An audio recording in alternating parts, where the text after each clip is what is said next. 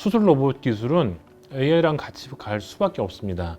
AI의 학습된 데이터를 통해서 의사의 성향도 분석해주고, 나아가서는 축적된 기술을 갖고 우리가 절제해 나가는 부위에 위험 요소, 예를 들면 주요 혈관이 있다, 신경이 있다, 그거를 예측을 해주고, 그 다음에 가상으로 거기에 영상을 갖고 그려주기도 하는 것까지 나아가고 있습니다.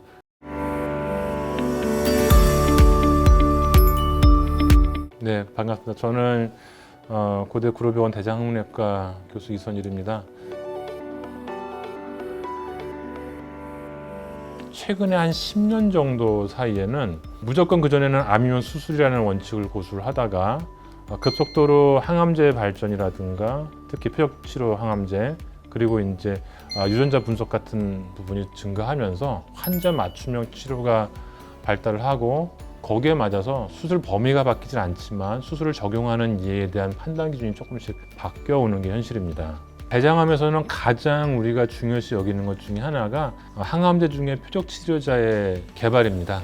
즉 기존에 이제 독성 물질을 이용해서 암을 죽이는 거에서 이제 암의 표면에 발현되고 있는 인자를 공격해가지고 암을 없애는 걸 통해서, 실제로 과거에는 대장암은 사실 예후가 굉장히 좋은 암이거든요. 간전이가 있는데 수술할 수 있는 한두 개밖에 안 되는 위장관계 암이었는데, 과거엔 제한이 있었어요. 한쪽에 3개 미만 또는 크기가 작은 거, 이렇게 한정된 사람들만 수술을 하고, 그렇지 않은 사람들은 전이가 있으면 수술을 못 한다고 했었는데, 표적 치료자의 개발로 인해서 기존에 수술이 불가능했던 암들도 크기가 작아지고 수술을 했을 때 남는 간의 용적이나 이런 게 충분해지기 때문에, 그게 활용이 됨으로 인해서 어떻게 보면은 대장암 치료는 혁명적으로, 즉 4기암 환자들의 치료 성적이 엄청나게 발전을 했다고 볼 수 있죠.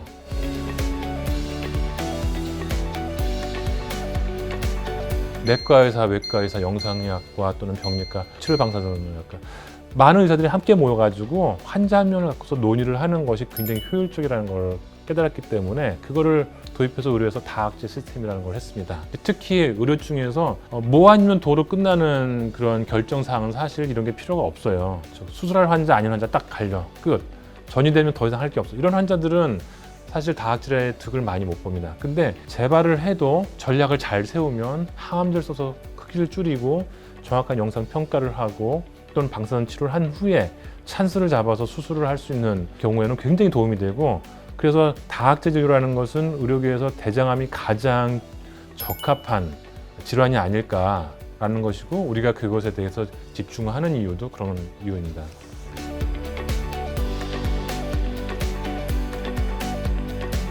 사실 가정의학과 그러면 암에서는 말기암 환자 보나 이런 생각이 들잖아요. 정신과 그러면은 여긴 진짜 암하고는 관련이 없을 텐데, 하지만은 그분들이 같이 해서 환자의 심리, 정신건강학적인 부분까지 같이 고려되고, 그 다음에 이제 암 환자의 암 이외에 이제 전체적인 뭐 당이라든가 혈압이라든가 이런 것들을 다 포함한 거를 해서 적어도 한 10명에서 20명 정도의 의사들이 모였다 흩어졌다를 해서 같이 환자 진료를 하고 있습니다.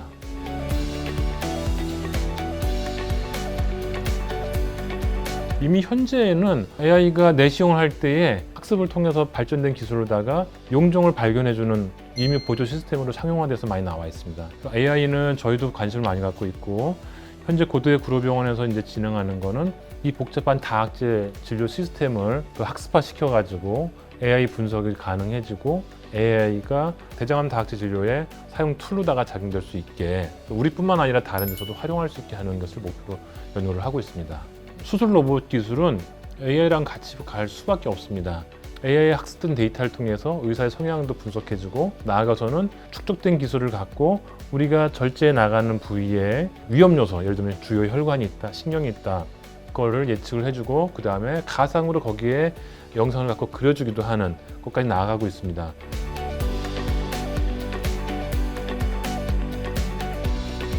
대장은 길지만 분포되는 혈관이 몇 개 없어요. 수술 방법은 암이 혈관 쪽으로 통하기 때문에 수술 범위가 굉장히 커서, 직장암이 아닌 대장의 결장암인 경우에도 대장암은 2개, 3개가 같이 있는 경우가 있거든요. 그러면은 외과 의사들은 내시경을 보면서 만약에 암이 의심이 되는 용종이 같이 있는 경우는 이미 검사 단계에서부터 만약에 이 사람을 수술하면은 어디를 어떻게 절제할지를 머릿속에서 그리기 때문에, 외과 의사가 대장암을 다루는 의사면 당연히 내시경을 반드시 알아야 되고, 그것은 필수라고 생각합니다.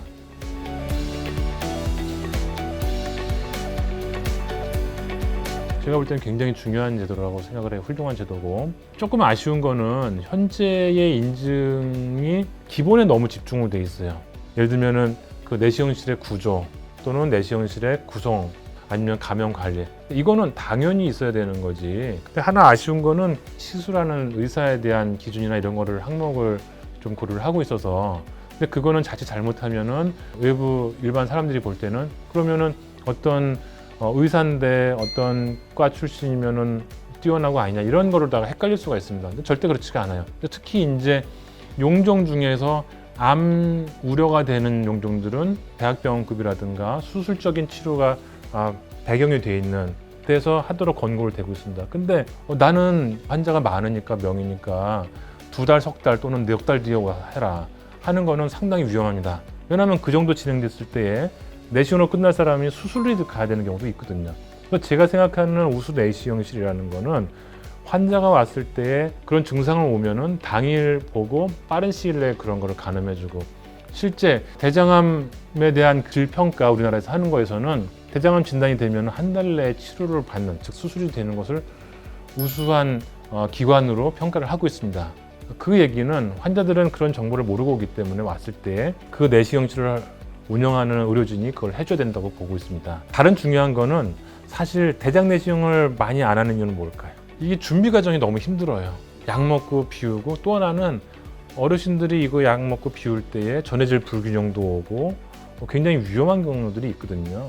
그래서 어렵게 준비를 하고 오는데 만약에 왔더니 검사를 받고 이 용종은 커서 못 잘라요. 이거는 큰 병원 가세요. 큰 병원 가서 접수를 했더니 그래요. 그러면은 다음 주나 다음 달에 오셔서 자르시죠. 그러면은 이 사람이 이거를 준비하는데 굉장히 힘든 과정을 또 해야 됩니다. 심지어는 어르신들 중에는 그냥 포기하는 경우도 생깁니다. 이거는 굉장히 바람직하지 않다고 봐요. 대한대장학문학회 같은 경우에서는 작년부터 뭘 하나 하면은 내시경 거점병원이라는 거를 이제 운영을 시작을 했습니다. 그건 뭔가 하면은 당일에 내시경 검사를 받았는데 그 의료기관에서 해결이 안 되는 큰 용종이 있거나 하는 경우에 그 시스템을 통해서 전원을 하면은 오전에 내시경 검진을 받았는데 오후에 가서 바로 내시경 시술을 받을 수 있게 상담을 받고 거기다 처치를 받을 수 있게 하는 그런 시스템 네트워크를 만들자는 거고요. 그리고 제가 생각할 때는 우수 내시경실이라는 건, 또는 우수 내시경 시스템이라는 거는 그런 걸 추구해서 환자들이 보다 적극적으로 대장 내시경을 받을 수 있게 하는 게 그러한 취지에 맞다고 생각을 합니다.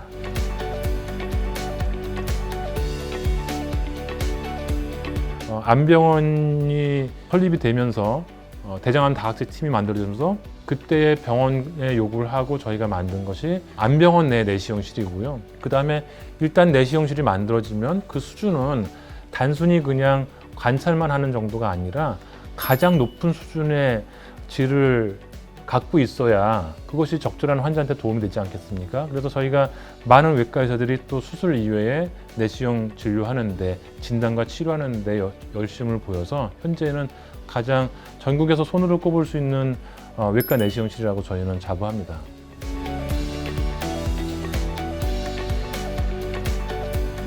AI의 가장 중요한 것 중에 하나는 정보의 빠른 전달과 그 다음에 정보에 대한 장벽을 낮추는 것, 그래서 빨리 학습을 할 수 있는 거거든요. 그래서 외과에서 그런 기본적인 정보 습득과 실력 향상을 빨리 이루면서 더 중요한 거는 외과라는 그 영역 특성상 암에 대한 접근성이 굉장히 중요하고 쉽습니다. 즉 수술에서 직접 확인하고 수술 전 진단을 하고 수술 후에 항암 치료나 이런 걸 보고 재발했을 때 다시 확인하고 이런 전체에 대한 거를 이해가 굉장히 높고 접근성이 좋기 때문에 앞으로의 외과 의사들은 수술과 내시경을 그냥 기본적으로 하면서 그 역량을 이제 기초 연구라든가 또는 정책 연구라든가 그런 보다 다양화되어 있는 연구 분야로다가 범위를 펼치는 것이, 그것이 앞으로의 후배들 우리 외과 의사들에게 권하고 싶은 바입니다.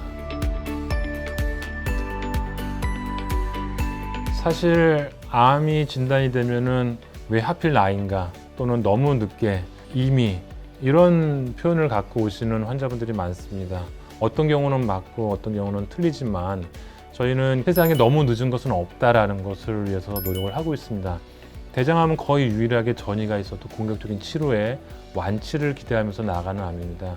그래서 최근까지의 기술 발전으로다가 의학 발전으로 많은 부분이 극복이 됐지만 마지막에 더 많은 분들이 완치를 향해 갈 수 있는 동안 저희 고대구로병원 대장암 다학제 팀에서 노력을 할 것이니까 환자분들도 많은 인내를 갖고 같이 따라와 주시면 좋겠고, 중간에 또 힘들고 어려운 건 저희한테 충분히 컴플레인을 하시고 많이 말씀을 해주셔서 저희가 개선할 수 있게 도와주시면 좋겠습니다. 감사합니다.